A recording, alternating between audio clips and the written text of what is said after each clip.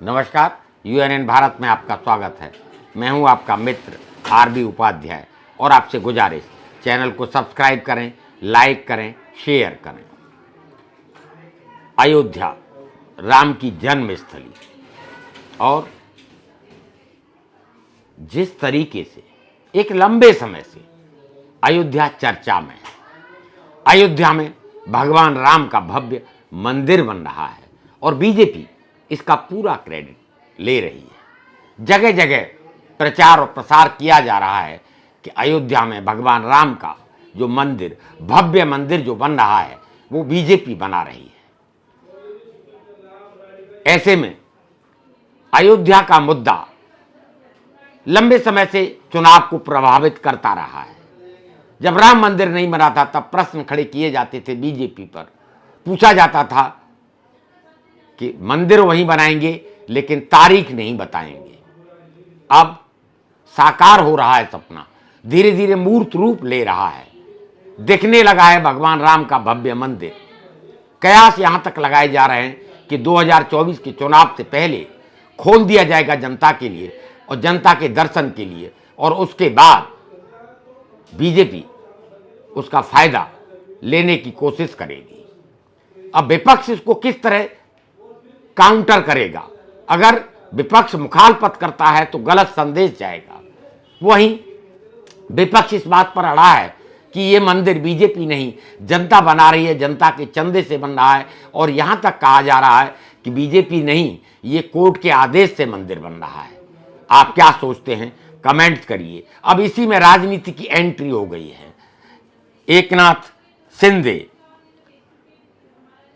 शिंदे अयोध्या आए, भगवान राम के मंदिर में दर्शन किए, पूजा की और वहीं से टारगेट किया उद्धव ठाकरे को। उन्होंने कहा भगवान राम पिता के सम्मान के लिए राजपाट छोड़कर वनवास को चले गए थे। वहीं उद्धव ठाकरे ने उन लोगों के साथ सरकार बना ली जो विरोधी थे भगवान राम के और राम मंदिर के, जबकि ठाकरे साहब, बाला साहेब ठाकरे समर्थक थे भगवान राम के और राम मंदिर के और कट्टर हिंदुत्व के नाम पर उनकी पहचान थी। बाबरी मस्जिद के विध्वंस में शिव सैनिकों ने जिस उत्साह के साथ हिस्सा लिया था और बाला साहेब ठाकरे ने उसकी जिम्मेदारी ली थी। बाला साहेब ठाकरे ने यहां तक कहा था कि विध्वंस में शिव सैनिकों ने किया है। ऐसे में कयास ये लगाए जा रहे हैं कि महाराष्ट्र की राजनीति में भी अयोध्या या राम मंदिर एक मुद्दा बनेगा। एकनाथ शिंदे जिस तरीके से प्रश्न खड़े कर रहे हैं, अयोध्या आकर भगवान राम के दर्शन करके, क्या महाराष्ट्र में मुद्दा बनेगा राम मंदिर और अयोध्या? एकनाथ शिंदे ने घेरा है उद्धव ठाकरे को, यह कहकर कि उन लोगों के साथ सरकार बना ली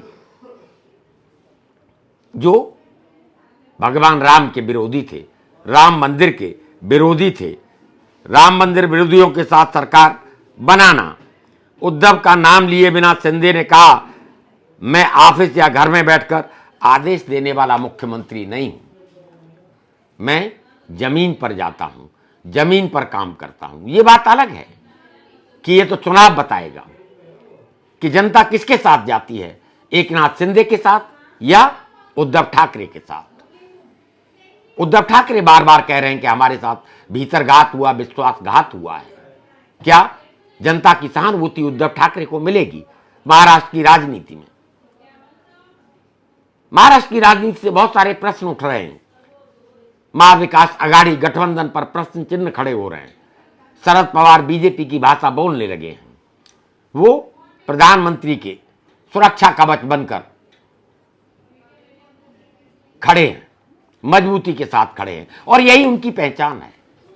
वो हवा का रुख भांप लेते हैं और उसी के अकॉर्डिंग, उसी के अनुसार वो राजनीति करते हैं। आप महाराष्ट्र की राजनीति में शरद पवार, उद्धव ठाकरे, एकनाथ शिंदे किस तरह देखते हैं? महाविकास आघाड़ी गठबंधन का भविष्य क्या होगा?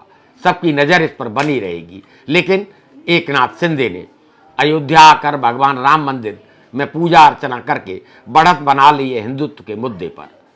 उद्धव ठाकरे को आना चाहिए था पूजा अर्चना के लिए, भगवान राम के दर्शन के लिए, एक मैसेज जाता। लेकिन अब यहां बाजी एकनाथ शिंदे हर मुद्दे को, हमने देखा कि जिस तरह से शिवसेना का बंटवारा हुआ, उसके बाद एमपी एमएलए अपने साथ, और संगठन में भी बहुत सारे जो विश्वसनीय लोग थे शिवसेना के, वो एकनाथ शिंदे के साथ खड़े हो गए और बढ़त बना ली एकनाथ शिंदे ने। यहां पर भी आकर राम मंदिर के दर्शन करके एक तीर से दो निशाने, उन्होंने एक मैसेज दिया है महाराष्ट्र को, महाराष्ट्र की जनता को, कि वही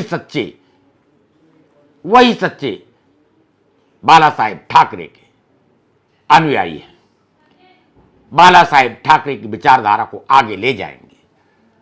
बाला साहेब ठाकरे की विचारधारा के वारिस एकनाथ शिंदे हैं।